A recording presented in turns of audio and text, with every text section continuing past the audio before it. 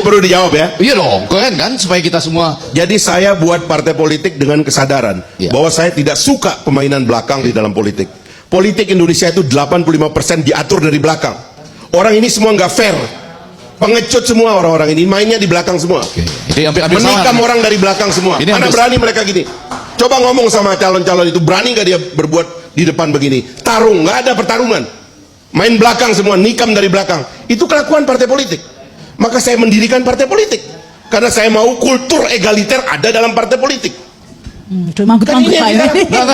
Saya muncul lagi pertanyaan saya pada waktu itu. Tapi ini sudah dia jawab sebetulnya. Walaupun saya waktu itu, past tense itu was ya. Iya, past tense. It was past tense. Yeah, Okay? was. Kalau dia pada waktu ikut walk out, nggak jadi 20%.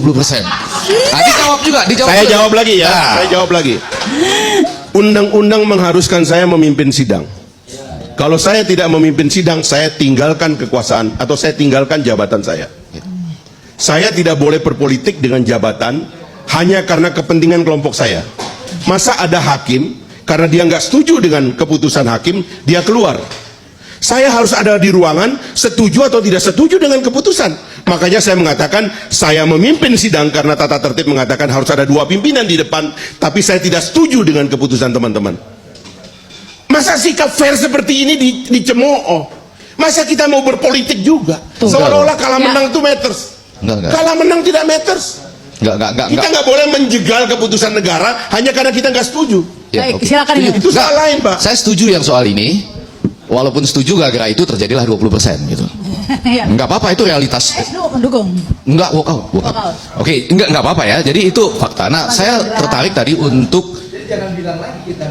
Enggak, dua-duanya menolak. Cuma kalau saja Bang Fahri Hamzah itu where ya. If Bang Fahri Hamzah where? Outside. Begini Pak Andre, ada satu orang di situ, Pak Novanto.